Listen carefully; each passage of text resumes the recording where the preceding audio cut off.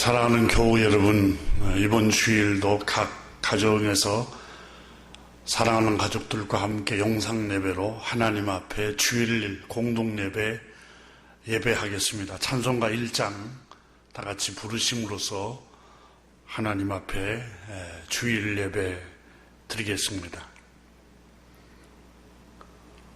만복의 근원 하나님,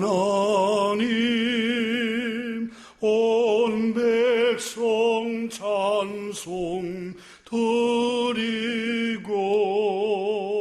조천사여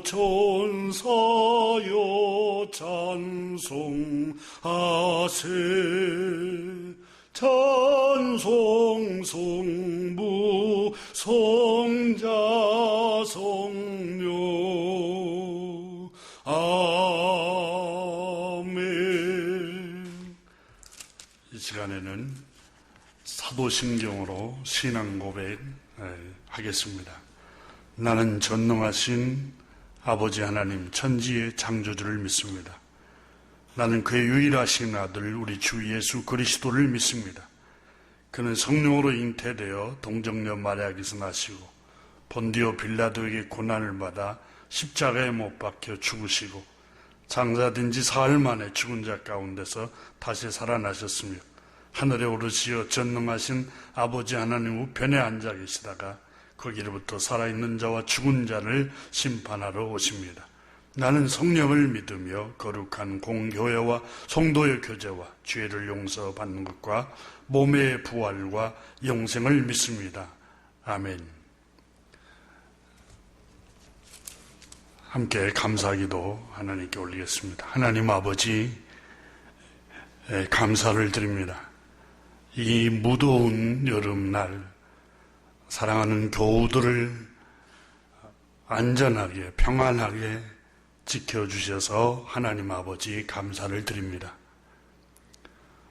우리 사랑의 교회에 속해 있는 모든 성도들과 또 영상 예배로 예배하는 모든 주님의 자녀들에게 한량없는 하나님의 평화가 그들 심령 속에 넘치게 하여 주시기를 축복하며 기도합니다. 하나님 아버지, 우리에게 생명을 주시고 또 호흡과 건강을 주시고 또 평화 가운데서 고요한 가운데서 살아갈 수 있도록 은혜를 주셔서 감사를 드립니다. 가정을 주시고 또 하나님 아버지 일할 수 있는 또 일자리도 주시고 또 하나님 아버지 매일매일 기쁘고 즐겁게 살아갈 수 있도록 전쟁이 없는 땅에서 안전한 곳에서 궁핍하지 않고 풍성한 땅에서 살아갈 수 있도록 은혜를 주셔서 감사를 드립니다. 또한 주님 코로나로 인해서 전 지구촌이 고통 중에 있습니다. 하나님 아버지 불쌍히 여기시고 긍휼히 여겨주셔서 어서속히 바이러스가 물러가고 온 지구촌의 사람들이 서로 자유롭게 왕래하면서 경제활동도 하고 또 하나님 아버지 평안한 삶을 누리도록 은혜를 베풀어 주시기를 기도합니다. 하나님 아버지, 우리 대한민국의 백성들 불쌍히 보시고 한반도에 전쟁이 없도록 지켜주시고 지구촌에도 전쟁이 없도록 지켜주옵소서. 열악하게 살아가는 지구촌의 수많은 사람들, 무지와 질병과 폭력과 테러와 전쟁과 압제와 여러 질병과 가난 속에서 신음하고 울부짖는 주의 백성들의 기도를 들으시고 그들을 구원하여 주시기를 기도합니다. 어서속히 하나님의 나라가, 하나님의 평화가 다스리는 지구촌이 되도록 은혜를 베풀어 주옵소서. 생명을 멸시하고 인권을 유린하고 폭력적이고 압제하고 사람의 생명과 인격을 괴롭히고 가정을 파괴하는 악인들, 악한 사람들이 주님 망하고 하나님 아버지 착하고 선량한 사람들이 하나님 아버지 하나님 나라가 이 땅에 이루어져서 그들이 평안을 누리고 이 지구촌이 평화롭게 살아가도록 은혜를 베풀어 주옵소서. 우리 주 예수 그리스도 이름으로 축복하며 감사하며 기도드립니다. 아멘. 이 시간에 찬송 308장 찬송하면서 준비한 봉헌 예물 드리겠습니다. 내 평생 살아온 길 뒤를 돌아보니 걸음마다 청마다 모두 죄뿐입니다. 우리 죄를 사실 주의 은혜 크시니 골고다의 언덕길 주님 바라봅니다. 나같이 못난 인간 주님께서 살리려 하늘나라 영광 보자 모두 버리시었네. 낮고 낮은 세상에 사람 형상 입으신 하나님의 큰 사랑 어디에다 견주리. 예수님 나의 주님 사랑의 주 하나님 이제 나는 예수님만 높이면서 살겠네. 나의 남은 인생을 주와 동행하면서 주님 사랑 전하며 말씀 따라 살겠네.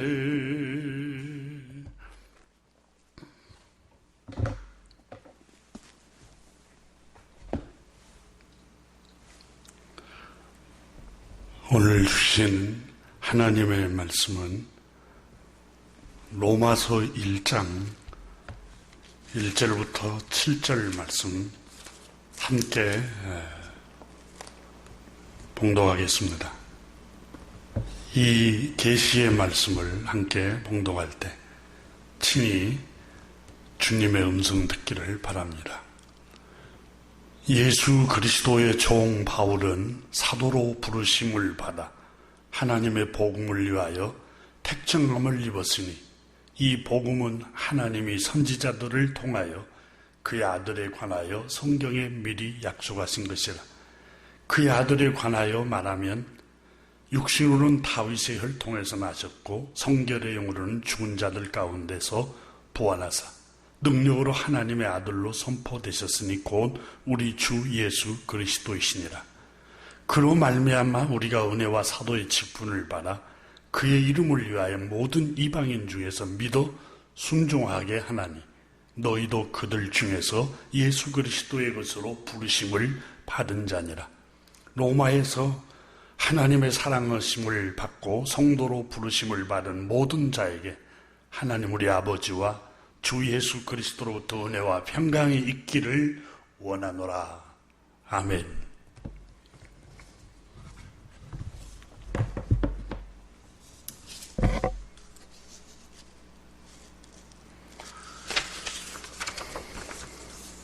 교회 소식 알려드립니다.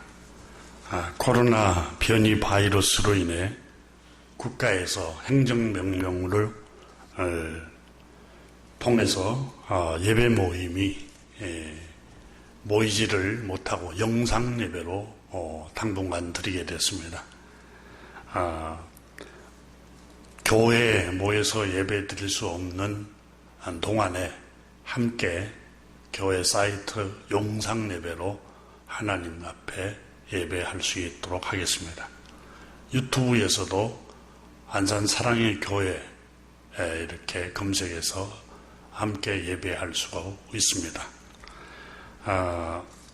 무더운 여름인데 건강에 항상 교우 여러분 조심하시고 충분한 음식 섭취와 충분한 휴식, 수면을 취하고 컨디션을 잘 유지하십시오. 말씀 함께 나누기 전에 하나님 앞에 봉헌 축복기도 드리도록 하겠습니다. 하나님 아버지 감사합니다.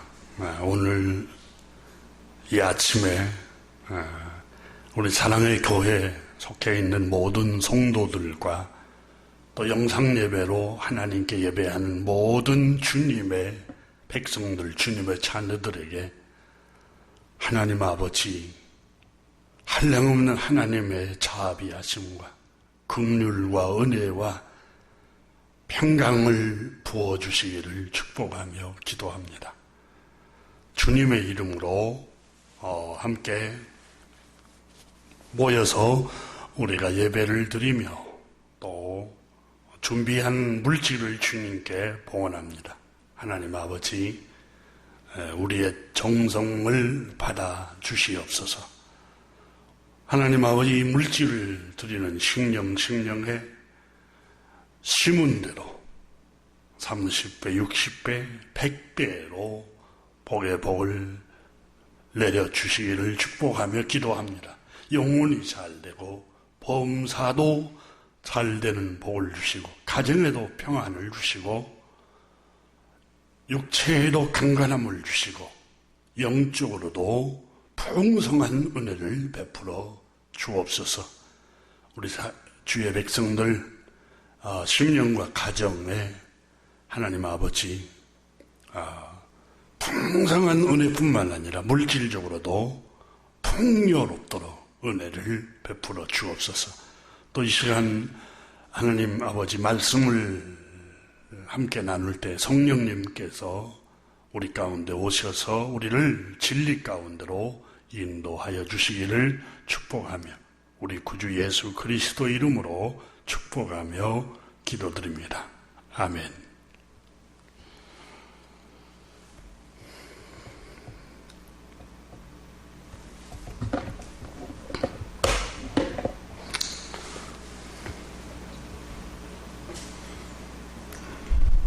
주님의 평화가 함께하기를 축복합니다.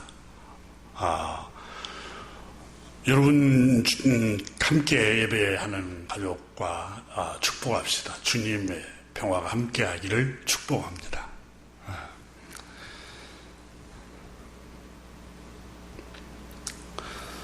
셰익스피어 작품 중에 4대 비극 중에 하나인 햄릿이라는 작품에 나오는 이야기입니다. 아들 레오티스가 멀리 유학을 프랑스로 떠나면서 아버지에게 작별하러 인사하러 왔습니다. 아버지 폴로니어스가 아들이 멀리 유학을 가서 생활해야 되는 것 때문에 몹시 염려가 되고 걱정이 됩니다. 그래서 아들을 위해서 머리에 손을 얹고 축복 기도를 해줍니다. 아들의 안전과 평안을 위해서 빌어줍니다. 그리고 아들에게 다음과 같이 권면을 합니다.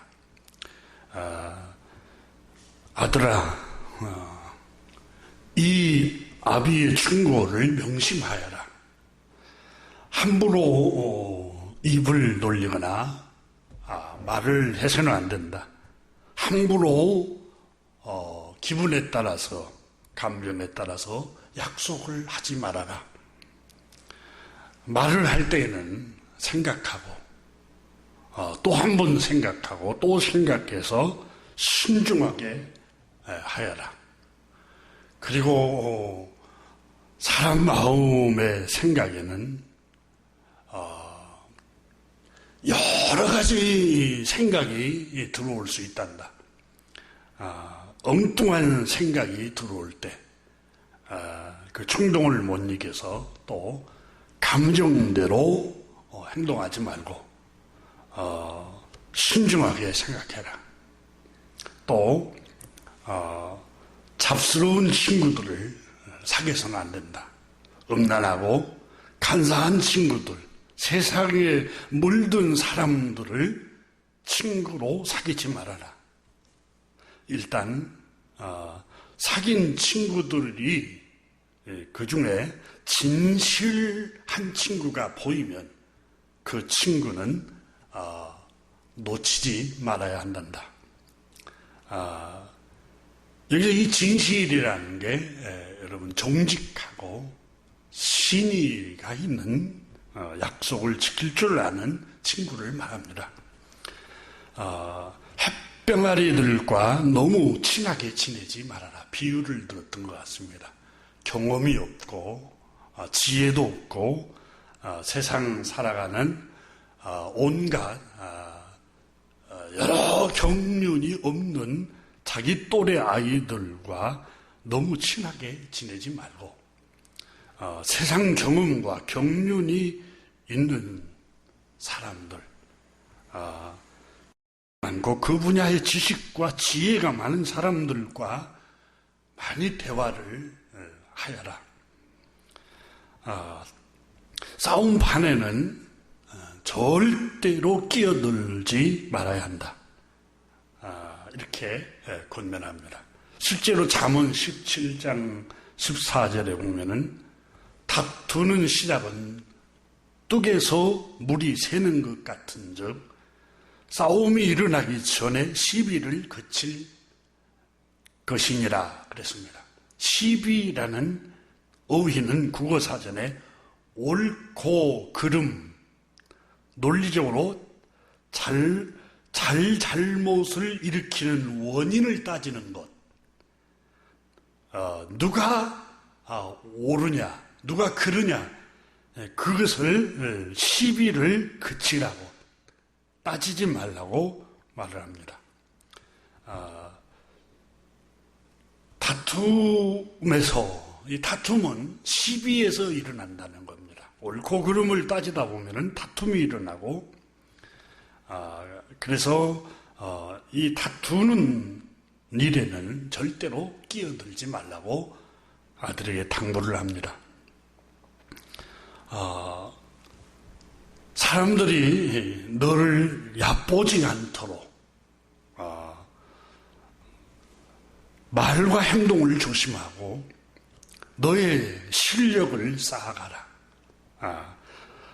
남이 너를 얕보지 않도록 너의 일에 충실하고 또 너의 퀄리티를 높여가라고 권면을 합니다. 남이 말할 때는 항상 귀를 기울여 경청을 하되 그 말을 곧이곧대로 다 믿지 말고 항상 조심하고 또 조심해라.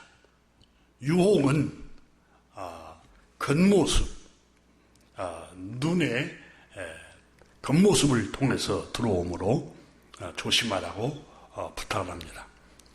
어떠한 선택과 판단도 감정적으로 판단하거나 선택하지 말고 깊이 사력 있게 생각을 하고 또 생각을 하고 신중하게 해야 된다.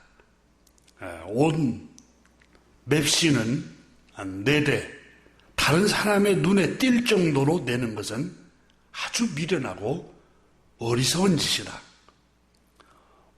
품위가 있도록 옷은 입어야 한단다. 그러나 절대로 다른 사람의 눈에 확 뛸 정도로 옷을 입지 말아라. 이렇게 당부를 합니다. 돈은 빌리지도 말고 꾸지도 말며, 돈을 빌려주면 돈도 잃고 사람도 친구도 다 잃는다는 걸 아들아 명심해라. 게다가 돈을 빌리기 시작하면 전략하는 마음이 무뎌진다는 것을 잊지 말고 무엇보다도 내 자신에게 충실해야 한단다. 내가 하는 일에 충실할 때 다른 것은 따라온단다. 너의 하는 일에 충실하면 다른 것은 이루어지기 마련이란다. 그럼 아들아, 잘 가거라. 이 아비의 충고가 내 마음속에 잘 간직하여서 너의 멀리 떠나 있는 동안에 너의 빛이 되기를 간절히 소원한다. 이렇게 권면합니다. 이것이 자식을 향한 아버지의 마음입니다. 아버지의 마음을 가지고 있는 목회자 바울 선생은 오늘 본문의 말씀으로 로마에 있는 신자들의 믿음을 붙들어주고 로마에 있는 신자들이 넘어질까봐 조마조마하면서 믿음을 굳게 세워주고자 이 서신서를 기록을 한 겁니다. 그래서 이 편지를 보내게 되었습니다. 그것이 바로 불후의 명작인 성령의 감동으로 된 로마서라는 기독교의 본질을 설명하는 위대한 책이 탄생되었던 것입니다. 오늘 본문 1절에 보면은 우리가 1절부터 7절까지 본문을 읽었습니다. 이 중심의 내용은 복음을 전하는 사도 바울 선생, 나는 누구인가? 그리고 나는 왜 주님께로 부름을 받았는가? 나는 복음을 위해서 불러냄을 받았고 택함을 받았고 이 복음은 바로 우리 구주 예수 그리스도의 구원에 관한 소식입니다. 이렇게 오늘 본문에 말씀을 합니다. 그리고 저뿐만 아니라 예수 그리스도를 구주로 믿는 여러분들도 주님께로부터서 불러냄을 받은 하나님의 소유요, 하나님의 것입니다. 주님을 믿는 여러분에게 은혜와 평강이 충만해지기를 축복합니다. 라고 1절부터 7절까지 중심 내용으로 말씀을 하고 있습니다. 그러면 먼저 1절에 나타난 말씀을 함께 오늘 공부할까 합니다. 1절에 한번 1절을 보십시오. 여러분 같이 성경을 가지고 같이 읽겠습니다. 예수 그리스도의 종 바울은 사도로 부르심을 받아 하나님의 복음을 위하여 택정함을 입었으니 라고 기록하고 있습니다. 자, 사도 바울 선생은 1절에서 자신이 누군가 라고 소개하고 있습니다. 나라는 바울이라는 나라는 사람은 예수 그리스도의 종입니다 라고 표현을 하고 있습니다. 개신교를 탄생시켰던 16세기의 독일 종교 개혁자 마틴 루터는 로마서를 주의하면서 이 1절에 기록된 예수 그리스도의 종 바울이라는 이 대목에 이 종이라는 어휘를 표현하는 부분을 해석을 했습니다. 이 주님의 종 1절에 나오는 예수 그리스도의 종, 이 종 듀로스라는 말인데 그리스 말로 노예라는 뜻입니다. 몸종, 하인, 심부름꾼이라는 의미가 들어 있습니다. 근데 이 주님의 종이라는 바울이 표현하는 이 말씀에는 마틴 루터 이 종교개혁자는 그 로마서 주에서에서 첫 번째 의미하는 것은 주의 종의 위엄을 나타내고 있다라고 해석했습니다. 사도 바울 선생이 주 예수 그리스도의 복음을 전하는 종된 것을 자랑하고 있다고 표현했습니다. 그는 다음과 같이 이 구절을 표현했는데, 황제의 종들에게 예를 갖추어 존대하지 않아도 이미 화가 미칠 것인데, 하물며 하나님의 종들에게 마땅한 예를 갖추어 영접하지 않는 자들에게는 어떤 화가 미치겠는가. 예수 그리스도의 종이라는 표현은 산천초목도 떨게 할 만한 어휘입니다. 여기서 말하고자 하는 것은 사도 바울이 주님의 사도로 부르심을 받아 복음을 위하여 택정함을 받은 목회자의 직임에 고귀한 위엄을 의미합니다. 이렇게 해석을 했습니다. 바울 선생은 사도직을 하나님께로부터 받았다는 점을 특별히 표현하면서 스스로 예수 그리스도의 나는 종이라고 부르고 있습니다. 이걸 마틴 루터는 하나님의 종의 권위와 위엄을 나타내고 의미한다고 해석을 했습니다. 이 말씀은, 이 해석은 틀린 해석이 아닙니다. 옳은 말씀입니다. 하지만 잘못하면 오해할 수 있습니다.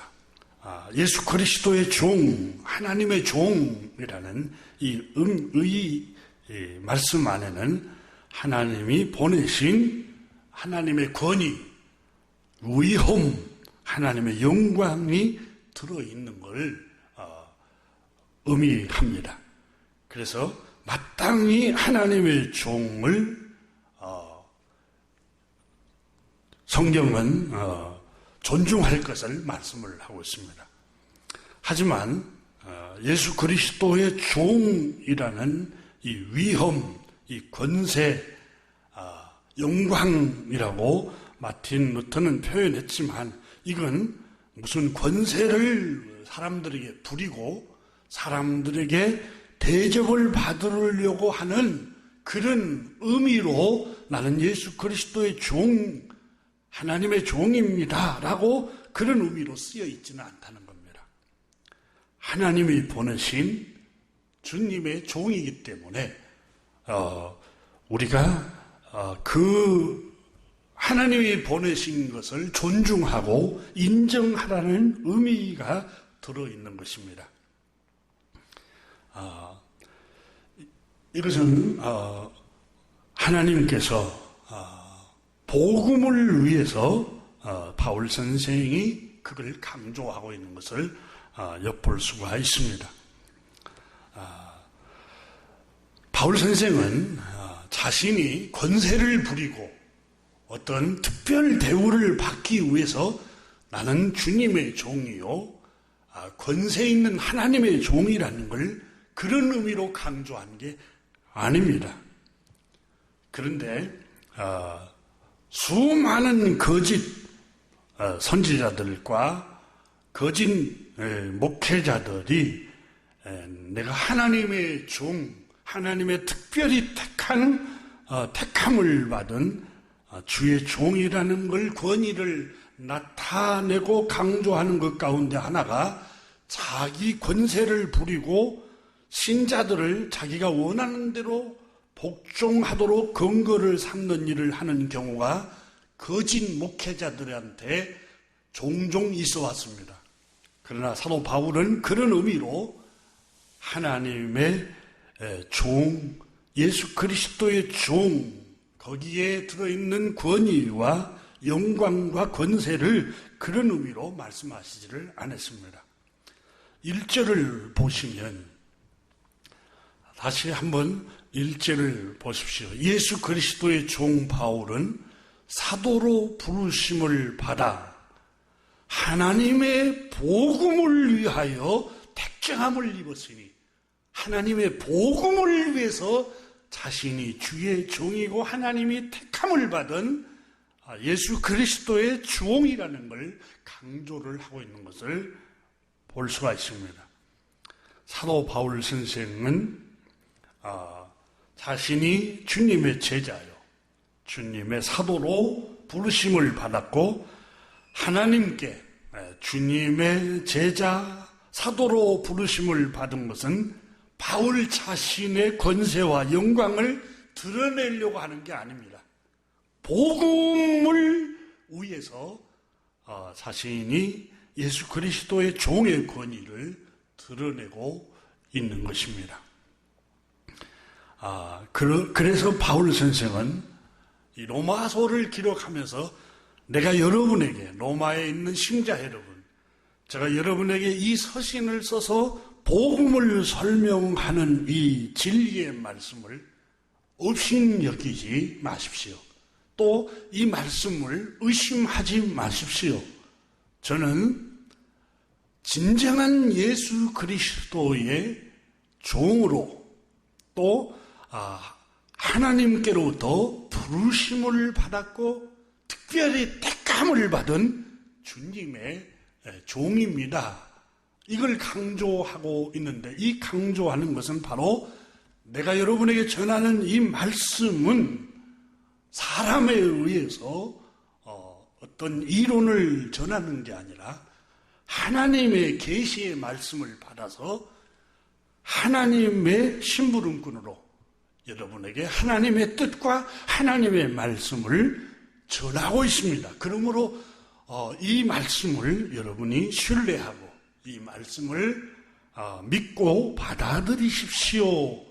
그걸 강조하기 위해서 자신이 주님의 종이요 하나님의 특별히 택함을 받은 사도임을 강조하고 있는 겁니다. 어떤 자신의 권세와 자신의 권위를 나타내고 또 어떤 사람들을 복종시키게 하려고 자신의 사도와 주님이 부르신 택함을 받은 주의 종이라는 걸 강조한 게 아니라 복음을 신뢰하도록 하기 위해서 그걸 강조하고 있다는 겁니다. 그럴 수밖에 없었던 것은 바울 선생은 예수님의 12 제자 그룹에 속해 있지 않았습니다. 오히려 그래서 사도 바울 선생은 주님의 12 제자에 속하지 못한 비주류에 속해 있었던 사람입니다. 주류가 아닙니다.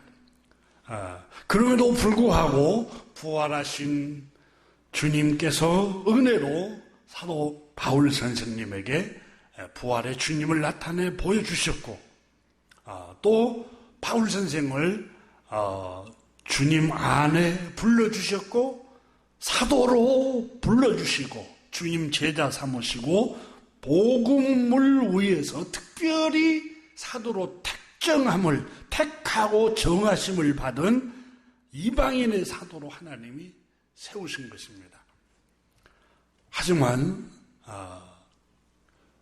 사람들은 바울 선생님께서 12 제자 그룹 안에 속해 있지 않았기 때문에 주님의 제자로 사도 바울 선생을 인정하지 않았습니다. 그 당시에. 바울 선생께서는 부활하신 우리 주님 예수 그리스도를 체험하는 영적 체험을 사도행전 1장에 보면은 깊이 경험을 하게 되죠. 그런데 9장 20장에서도 바울 선생이 부활하신 주님을 만난 얘기를 고백을 합니다.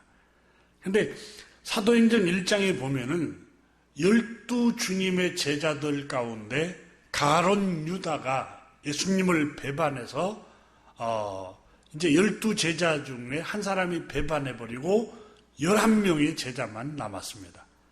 예수님께서 십자가에서 인류의 죄를 짊어지시고 죽임당하시고 피 흘리셨다가 장사 지낸 바 되었다가 하나님의 능력으로 성경대로 부활하셔서 승천하시고 하나님 보좌 우편에 앉아 계시고 지금도 우리를 위해서 중보 기도하고 계십니다.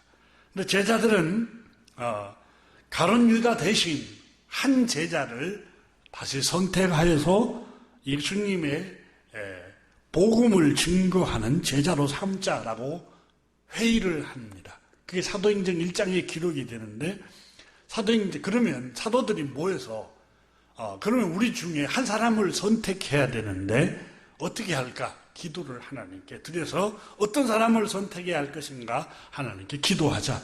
기도를 하나님께 간절하게 합니다. 그리고 제자들이 회의를 하면서 결론을 냈습니다. 무슨 결론을 냈냐면 사도행전 1장 21절에 보면은 22절 이름으로 요한의 세례로부터 세례 요한부터 우리 가운데 12제자들 가운데 예수님의 사역과 함께 그걸 보고 듣고 목격하는 사람들 그리고 예수님께서 십자가에 못 박아 죽으시고 부활하신 것까지 보고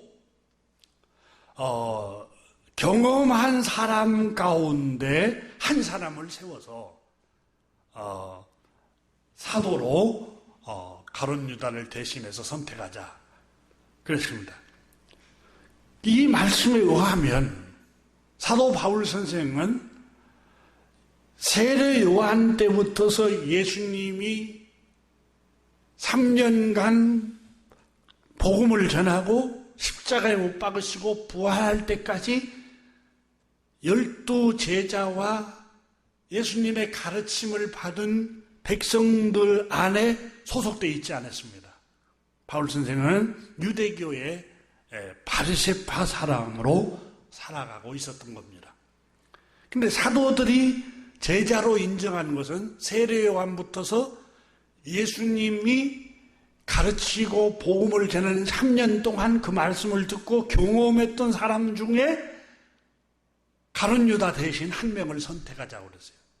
그런데 바울 선생이 여기에 해당되지가 않습니다. 그래서 바울 선생은 제자로 인정하기 어려웠습니다. 나중에 회심하고 주님께로 돌아왔지만 심지어 바울 선생은 사도행전 8장에 보면 그가 주님께로 회심하고 돌아오기 전에 바울이 그 변화되기 전 부활하신 주님을 만나기 전 이름을 사울이라고 했습니다. 근데 사도행전 8장 3절에 보면 사울이 교회를 잔멸할 때 교회를 핍박했던 사람입니다. 바울 선생은 각 집에 들어가 남녀를 끌어다가 옥에 넘기니라. 남녀를 다 잡아다가 옥에 넘기고 사도행전 9장 1절에 기록하기를 사도 바울 선생의 제자였던 누가가 기록하기를 사울이 주의 제자들에게 대하여 여전히 위협과 살기가 등등하여 주님의 제자들을 미워하고 비방하고 조롱하고 박해하고 살기가 등등하여 잡아 가두는 일을 한 사람이 부활하신 주님을 만나기 전에 바울 선생의 모습이었습니다. 근데 이 사람을 어떻게 회심하고 죽게 돌아왔다고 주님의 사도요 제자로 당시에 그리스도인들이 인정할 수 있겠습니까? 여간 어려운 문제였습니다. 그때 하나님께서 바울 선생에게 부활하신 주님이 나타나셔서 바울을 완전히 회심을 시킵니다. 이 사울을. 그래서 사울이 바뀌어 바울로 이름을 바꿨는데, 이 바울이라는 이 사람이 살기가 등등하고 믿는 사람을 위협하고 또 교회를 잔멸하려고 하고 믿는 신자를 잡아다가 끌어오게 가두었어요.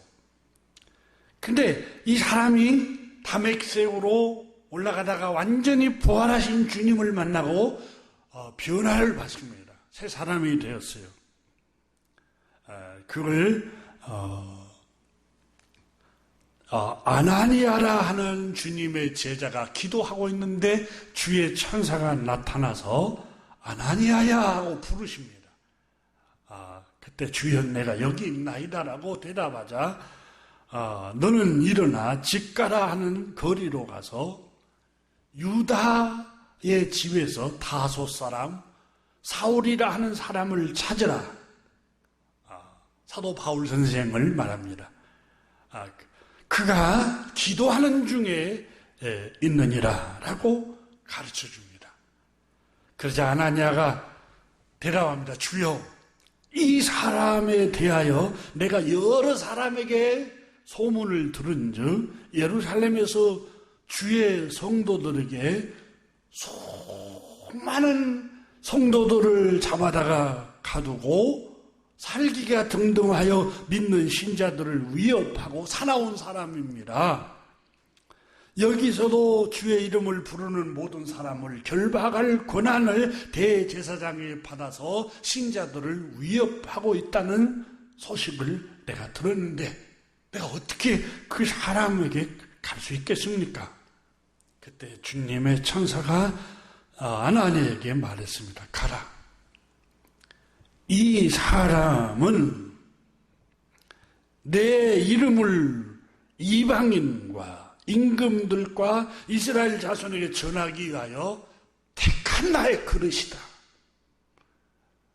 내가 그를 회심하게 했고 부활하신 주 예수 그리스도이신 주님 되신 주님을 만나 경험하도록 해서 완전히 회심했다고 아나니아에게 알려줍니다.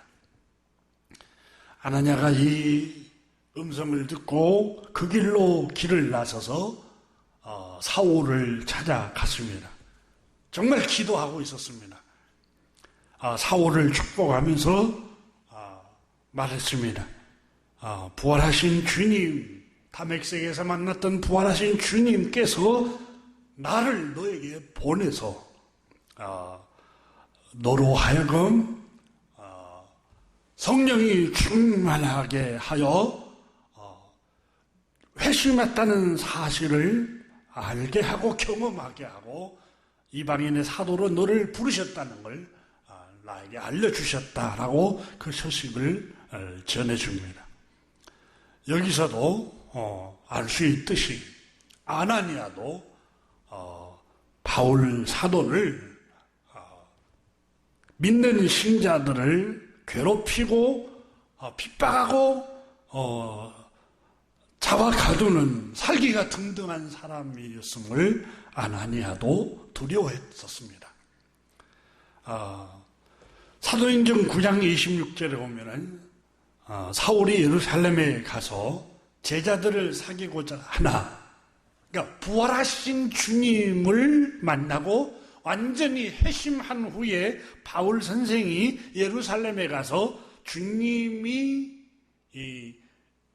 이 땅에서 부활하셔서 승천하기 전에 십자가에 못 박아 죽기 전에 가르치고 제자들을 양육했던 정말 그 제자들과 함께 사귀고자 교제를 나누고자 했는데 다 두려워하여 그가 제자됨을 믿지 아니하니 이렇게 기록하고 있습니다.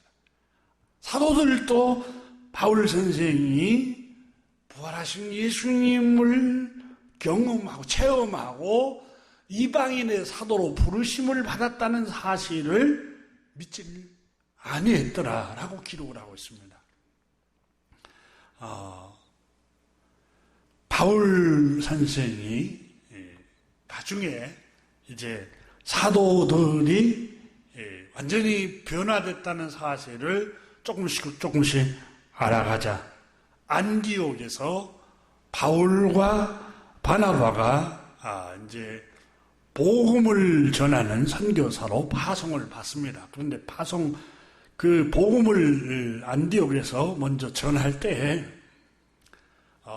사도행전 13장 44절에 보니까 그 다음 안식일에는 온 시민이 거의 다 하나님의 말씀을 듣고자 하여 회당에 모였습니다.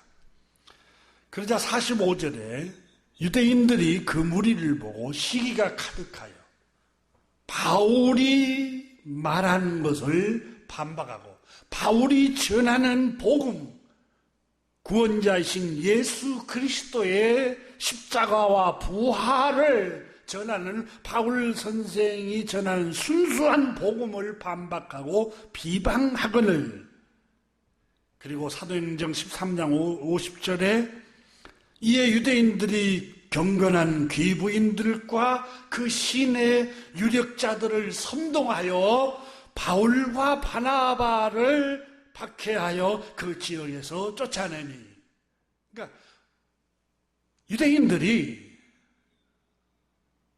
믿지 아니한 사람들을 선동한 게 아니라 경건한 귀부인들을 충동질내서 부활을 경험하고 이방인의 사도로 부르심을 받아서 확신과 능력과 성령이 충만하여서 예수 그리스도의 구원의 소식을 전하는 사도 바울이 전하는 그 말씀을 믿지 못하도록 선동한 겁니다. 사도 바울은 사도가 아니다. 제자가 아니다. 예수 그리스도의 참 제자가 아니다. 그 사람의 말은 들을 필요가 없다. 그러니까 바울 선생에 관해서 좋은 감정을 들지 않게 하는 거예요. 착하고 좋은 마음을 품으면 바울 선생의 말씀이 전하는 그 순수한 복음을 받아들이고 믿게 되기 때문에 바울 선생의 말씀을 받아들이지 못하도록 바울 선생에게 좋은 마음, 착하고 좋은 마음을 들지 않도록 경건한 귀부인들 마음을 충동질해버린 겁니다. 그래서 마침내 바울과 바나바를 그 지역에서 밀어내버리고 맙니다. 그래서 바울 선생은 이렇게 하나님의 사도로 부르심을 받았고 예수 그리스도의 종으로 복음을 전하는 이방인의 사도로 하나님이 택한 그릇으로 하나님의 말씀을 전하는 메신저로 불러냄을 받았지만 사단은 바울 선생이 전하는 말씀, 복음을 믿지 못하도록 하기 위해서 바울 선생에 관해서 좋은 마음을 품지 못하도록 선동을 해서 악한 마음을 품도록 선동질 해버린 겁니다.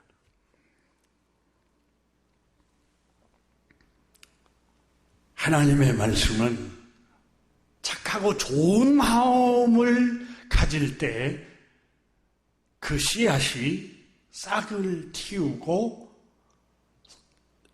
성장을 하고 잎을 내고 성장을 하고 열매를 맺게 됩니다. 주님께서 인간의 마음을 밭으로 표현했습니다.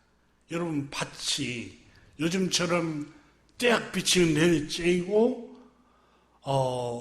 비가 오지 않고 수분이 땅에 머물지 않으면 땅이 착착 갈라집니다. 그때 씨앗을 뿌려도 싹이 트지를 않습니다.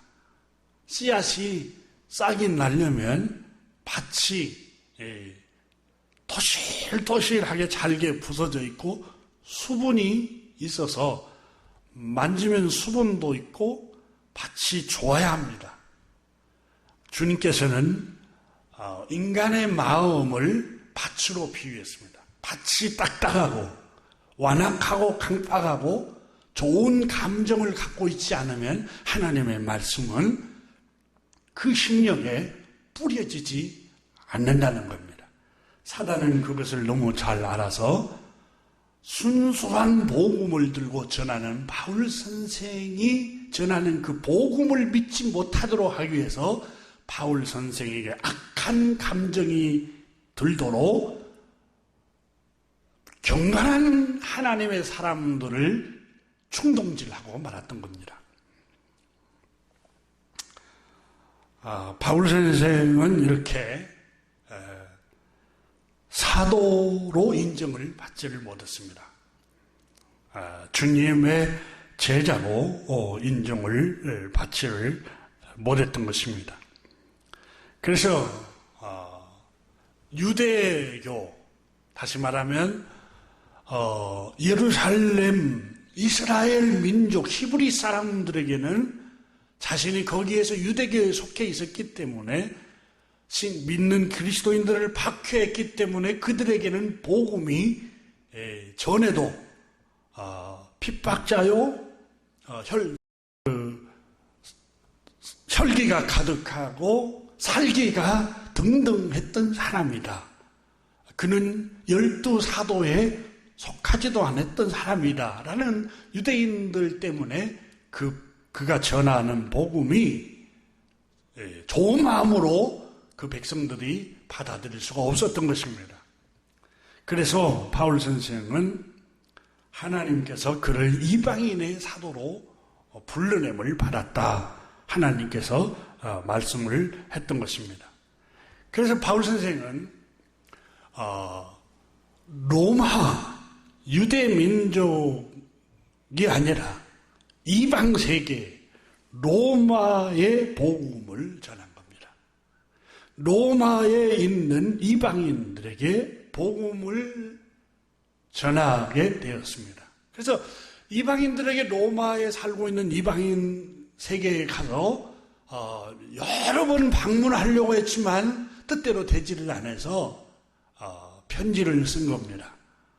그게 로마서 1장부터 16장까지 복음이 뭔가를 기록을 하고 있고, 복음을 믿는 구원받은 하나님의 백성들은 어떤 삶을, 합당한 삶을 살아야 한가를 아주 상세하게 실용적으로 기록해 놓고 있습니다. 그런데 이 복음을 쓰면서 제일 먼저 신뢰할 수 있도록 1절에서 예수 그리스도의 종 바울은 사도로 부르심을 받은 사람입니다. 이걸 강조하고 있는 겁니다. 나는 예수 그리스도께로부터 불러냄을 받은 사도입니다.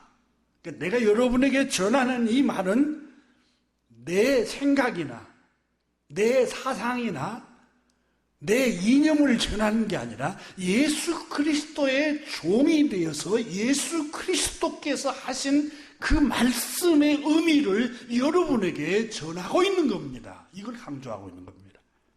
그리고 나는 하나님의 복음을 위하여 택정함을 입은 사람입니다. 이걸 강조하고 있습니다.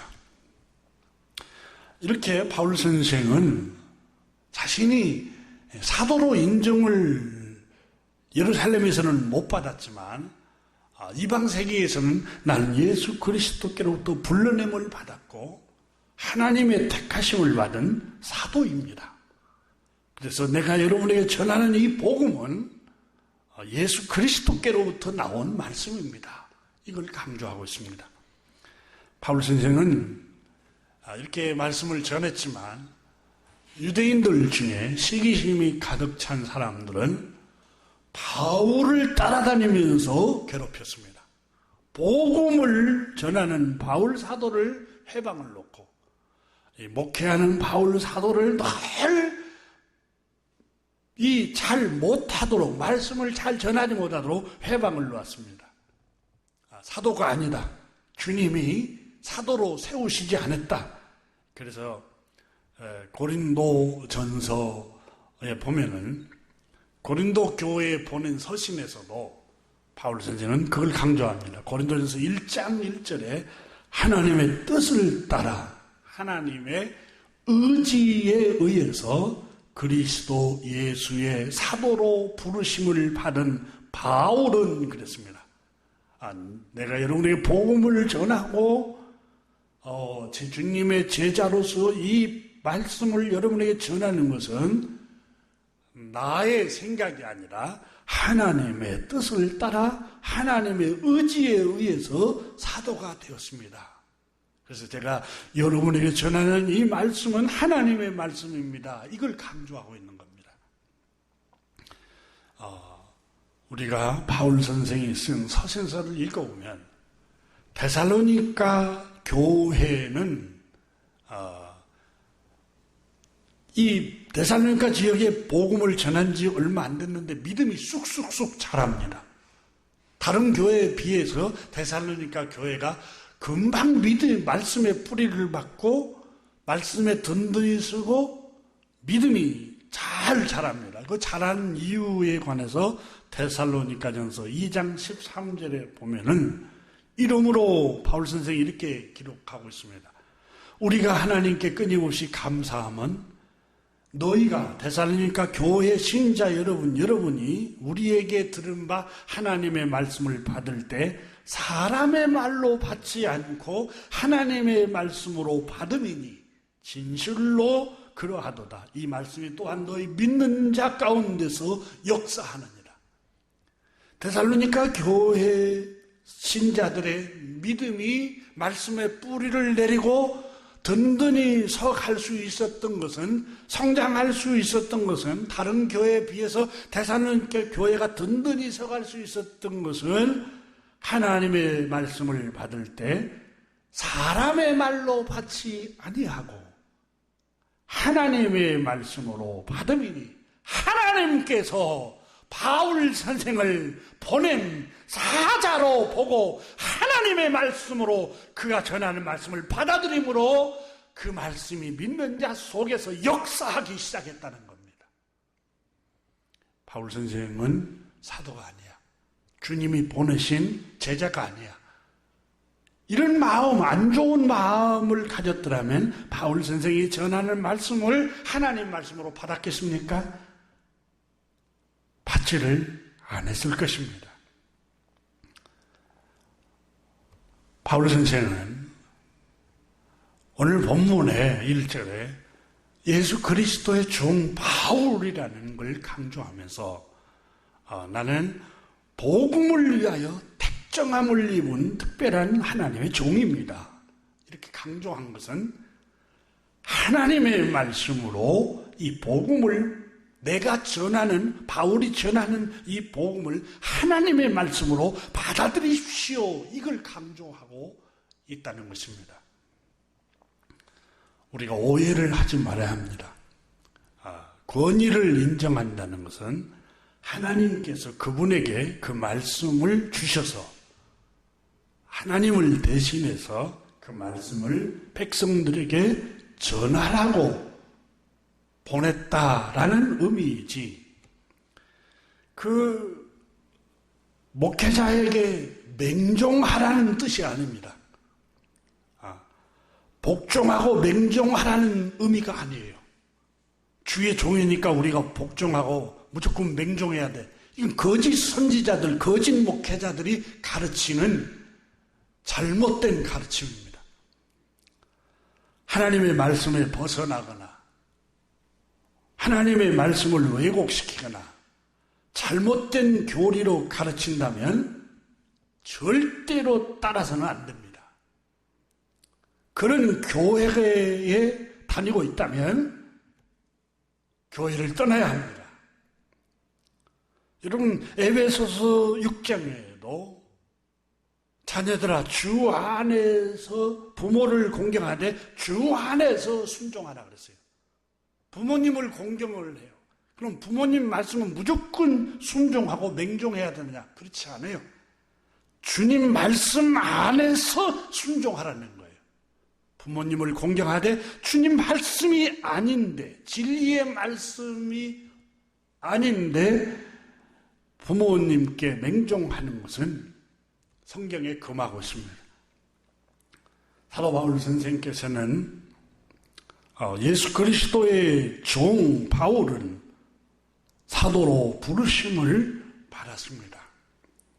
하나님의 복음을 위하여 택정함을 받은 사람입니다. 이렇게 강조하고 있는 것은 하나님의 말씀을 전하고 있는 사도 바울의 순수한 이 진리의 말씀을 로마에 있는 신자 여러분, 저는 내 사상을 전하는 게 아니라 순수한 복음이신 예수 그리스도의 종이 되어서 그분이 하시는 말씀을 여러분에게 전하고 있습니다. 이걸 강조하고 1절에서 있는 것입니다. 오늘 본문 말씀에 예수 그리스도의 종이라는 이 말씀에는 종교개혁자 마틴 루터는 두 번째 의미는 바울 선생이 인격을 엿볼 수 있는데 바울 선생의 겸손함을 엿볼 수 있었다. 이렇게 마틴 루터는 해석을 했습니다. 종이라는 말은 듀로스, 하인, 그리고 노예, 머슴이라는 뜻입니다. 섬기는 자를 말합니다. 섬기는 자. 주인을 받들어 섬기는 자를 말합니다. 바울 선생은 자신은 섬김을 받으러 오른 목회자가 아니라는 겁니다. 주장을 하고 주인 노릇하려고 하는 목회자가 아니라는 겁니다. 나는 주님을 섬기는 하인이요, 주님을 섬기는 노예요, 주님을 섬기는 종이라고 표현하고 있습니다. 이것은 바울 선생의 겸손한 모습을 볼 수 있는 의미 있는 말씀이라고 그는 해석했습니다. 옳습니다. 바울 선생은 겸손한 분이셨습니다. 하나님께서는 바울 선생을 왜 이방인의 사도로 그 많은 사람들 가운데 쓰셨을까? 바로 첫 번째는 하나님의 전적인 주권입니다. 인간적인 면에서 보면 바울 선생의 겸손함 때문이었습니다. 철저하게 12사도에 소속되지 못한 사도로 소외된 사람이었습니다. 고린도전서 15장 10절에 보면은 바울 선생은 이렇게 고백했습니다. 그러나 내가 나된 것은 하나님의 은혜로 된 것이니 내게 주신 그의 은혜가 헛되지 아니하여 내가 모든 사도보다 더 많이 수고하였으나 내가 한 것이 아니요 오직 나와 함께 하신 하나님의 은혜로라. 하나님의 은혜가 그 일을 하게 했다는 겁니다. 하나님이 나를 부르시지 않았더라면 나는 여전히 유대교에서 폭행자로 살기가 등등하여 박해자로 핍박자로 믿는 그리스도인들을 잡아가두는 완악한 사람으로 살아갔을 텐데 내가 이렇게 모든 12사도들보다 더 많이 수고하고 더 잠 못 자고 굶주리고 투옥되고 강도 위험을 무릅쓰고 이렇게 생명을 바쳐서 수고를 하였으나 그것은 내가 한 게 아니라 오직 나와 함께 하신 하나님의 은혜가 그렇게 나를 그렇게 일하도록 만든 겁니다. 이렇게 고백했습니다. 여러분, 바울 선생이 얼마나 겸손한 모습입니까? 바울 선생은 영적인 진리를 너무 깊이 인식을 하고 깨닫고 있었습니다. 모세에게 하나님께서 하신 말씀을 바울 선생은 기억하고 있었습니다. 로마서 9장 15절에 로마에 있는 성도들에게 하나님께서 모세에게 말씀하시기를, 창조주 하나님께서 모세에게 말씀하시기를, 내가 긍휼히 여길 사람을 긍휼히 여기고 불쌍히 여길 사람을 불쌍히 여기겠다, 이렇게 하셨습니다 라고 바울 선생이 성경을 인용합니다. 완악하게 하고 싶은 사람에게 완악한 마음을 넣어버리시고, 여러분 출애굽기를 읽어보면 하나님께서 모세를 보내시고 바로 왕에게 가서 내 백성을 보내라 하고 보냅니다. 그런데 성경에 뭐라고 기록하냐면 여호와께서 바로의 마음을 완악하게 하신지라. 마음을 완악하게 하신 분도 하나님이시요, 양을 치면서, 이드로의 양을 치면서 살아가는 나에게 긍휼히 여기셔서 이스라엘의 목자로 이스라엘을 출애굽시키는 하나님의 종으로 도구로 사용하고 쓰임받은 것은 하나님이 나를 불쌍히 여겨주셨기 때문이다. 하나님께서 그때의 호렙산에서 나를 부르시지 않았더라면 나는 여전히 거기에서 양치는 목동으로 살 수밖에 없었다. 하나님의 선택을 받고 안 받고 하는 것은 인간의 의지나 노력에 달려있는 게 아니라 오직 하나님의 은혜요, 하나님의 자비에 달려있는 것입니다 라고 로마서 9장 16절에 말씀합니다. 18절에서는 그러므로 하나님께서 긍휼히 여기시고자 하는 사람을 긍휼히 여기시고 완악하게 하고자 하는 사람을 완악하게 하십니다. 하나님의 의지에 달려 있습니다. 이렇게 고백을 합니다. 바울 선생은 디모데전서 1장 13절에도 내가 전에는 비방자요, 박해자요, 폭행자였으나, 그래서 사도행전 9장에 읽어보면 바울 선생은 살기가 등등하여 믿는 신자들을 잡아다가 옥에 가두고 스데반 집사님이 돌에 맞아 죽을 때 사도행전 8장에 이를 갈면서 거기에 같이 죽이는데 동참을 했던 폭행자였습니다. 근데 내가 전에는 비방자요, 박해자요, 폭행자였으나 도리어 긍휼을 입은 것은 내가 그런 폭행자요, 비방자요, 박해자였지만 하나님께서 나를 긍휼히 여겨주셨습니다. 그래서 하나님께서 나를 이 폭행자요, 박해자요, 살기가 등등한 나를 그리스도 안으로 나를 불러주셨습니다.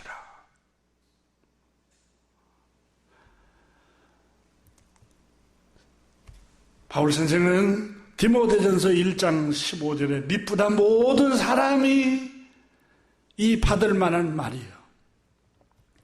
14절에서는 우리 주의 은혜가 그리스도 예수 안에 있는 믿음과 사랑과 함께 넘치도록 풍성하였도다. 하나님의 은혜가 풍성하도록 나에게 넘쳤습니다. 미쁘다 모든 사람이 받을 만한 이 말이여, 그리스도 예수께서 죄인을 구원하시려고 세상에 임하셨다 하였도다. 죄인 중에 내가 괴수이니라. 이 괴수는 맹수를 의미합니다. 다른 자기가 살기 위해서 다른 동물들을, 살아있는 동물들을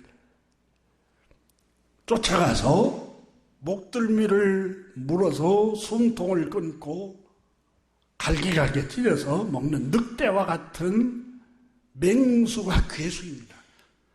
나는 죄인 중에 괴수인데 전에 비방자요 박해자요 폭행자였으나 하나님이 나를 긍휼히 여겨주셔서 주 예수 안으로 불러주시고 이렇게 사도가 되었던 것입니다. 그래서 고린도후서 12장에 여러 계시를 받는 것이 지극히 크므로 너무 자만하지 않게 하려고 내 육체에 가시고 사자를 주셨습니다. 공동번역에는 이렇게 번역했습니다. 내가 굉장한 계시를 받았다 해서 잔뜩 교만해질까봐 하나님께서는 내 몸에 가시로 찌르는 것 같은 병을 하나 주셨습니다. 그것은 사단의 하수인으로서 나를 줄로 괴롭혀왔습니다. 그래서 나는 교만에 빠지지 않게 되었습니다. 나는 그 고통이 내게서 떠나게 해주기를 3번이나 주님께 간청했습니다. 나에게 주님이 말씀하시기를 내 은혜가 내게 족하도다. 이는 내 능력이 약한 데서 온전하여집니다. 그러므로 도리어 크게 기뻐함으로 나의 여러 약한 것들에 찬양하리니 이는 그리스도의 능력이 내게 머물려 함이라. 바울 선생은 이렇게 하나님의 은혜를 입었습니다. 많은 일을 사도로 했지만 본래 자신은 내가 그 일을 한 게 아니라 하나님의 은혜로 그 일을 했다는 겁니다. 본래 자신은 폭행자요, 박해자요, 살기가 등등한 사람이었는데 주님의 은혜가 내게 임해서 내가 변화를 받게 되었습니다. 그분이 끊임없이 강팍하고 완악하게 생을 마치게 할 수도 있었는데 하나님의 은혜를 부어주셔서 긍휼을 베풀어 주신 겁니다. 이렇게 고백을 하고 있습니다.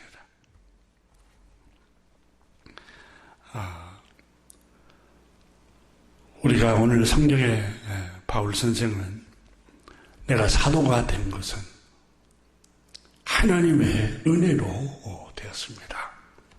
이걸 오늘 본문에 강조를 하고 있습니다. 1절에서 하나님께 택함을 입었습니다. 1절에서 내가 선택한 게 아니라 주님이 일방적으로 나를 선택했습니다.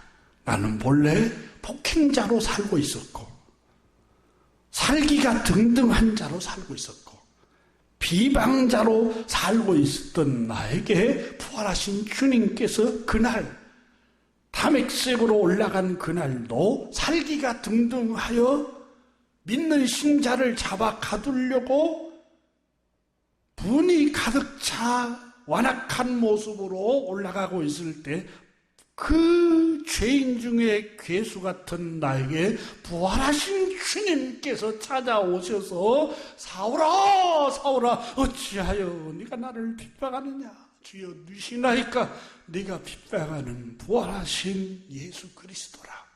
이렇게 박해자요 핍박자요 폭행자인 나에게 주님이 은혜를 베풀어 주셨습니다. 내가 사도가 된 것은 하나님께 택정함을 입었기 때문입니다. 라고 오늘 본문의 고백을 합니다.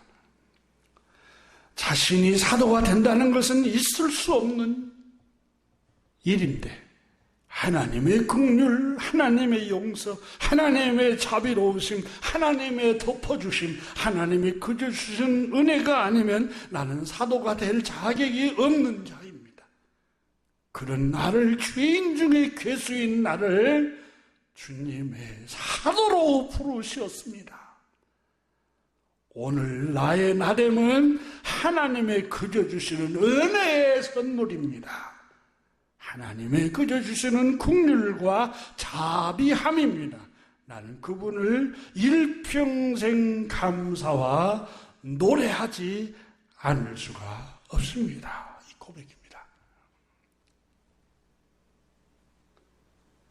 은혜 아니면 살아갈 수가 없네.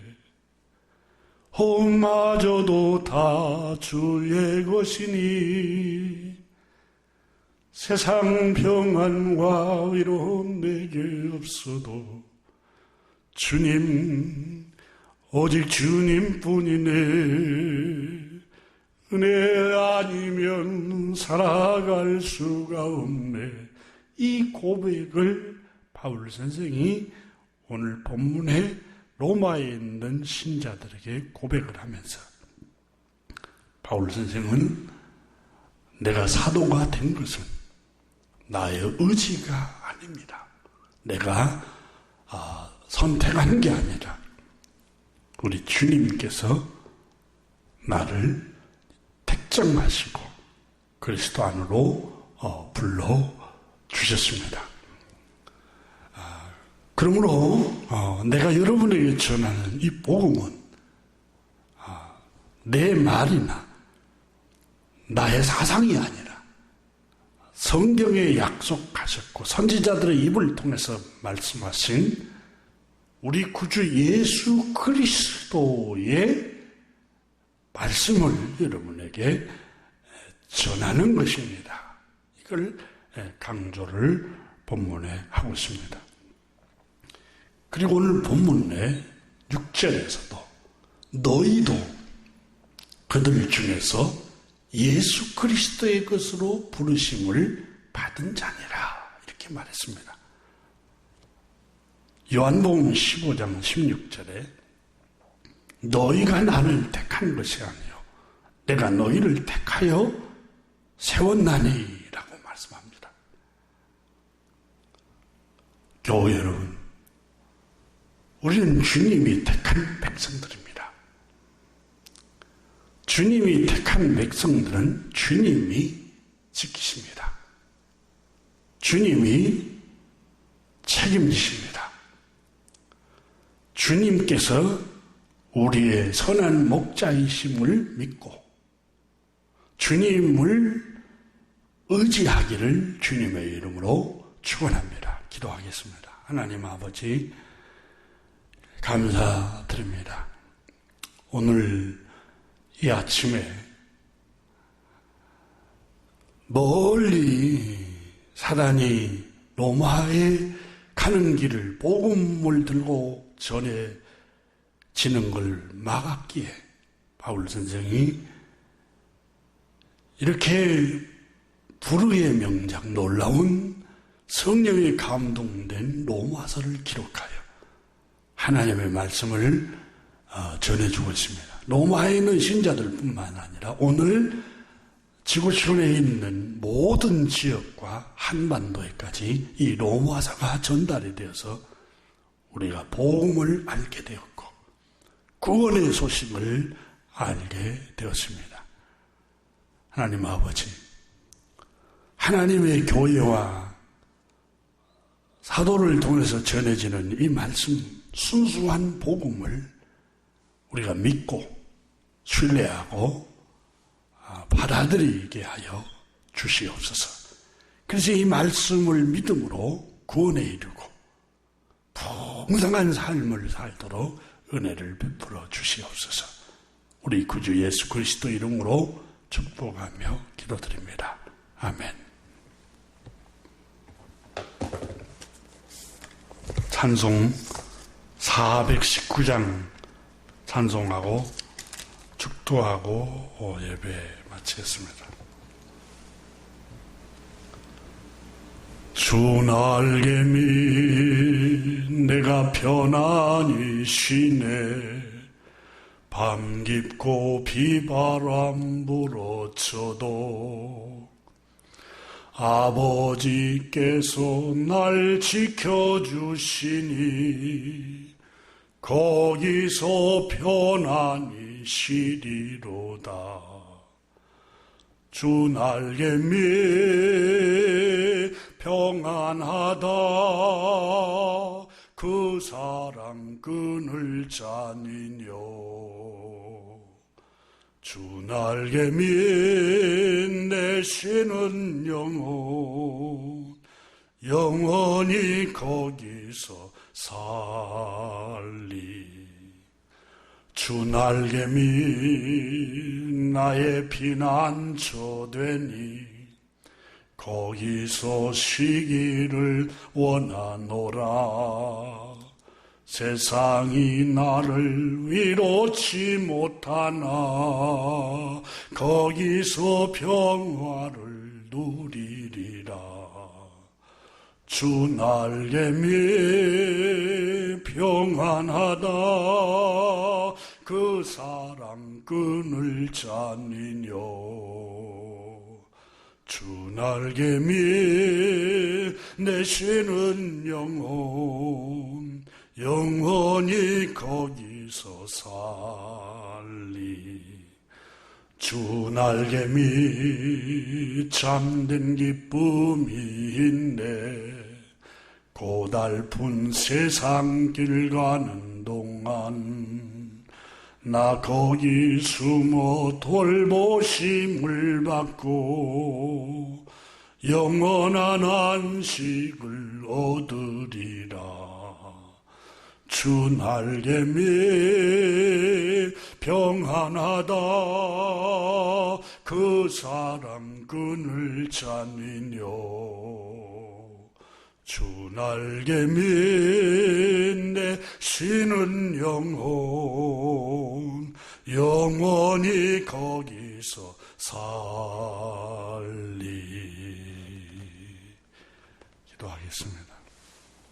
지금은 우리 구주 예수 그리스도의 은혜와 하나님 우리 아버지의 사랑과 성령님의 감화감 동하심과 교통하심이 오늘 예배하는 모든 주님의 백성들 심령 위에 가정 위에 자녀들 위에 생업 위에 앞날 위에 이 지구촌과 한반도와 주님의 교회 위에 이제로부터 영원토록 함께 계시기를 축원하옵나이다.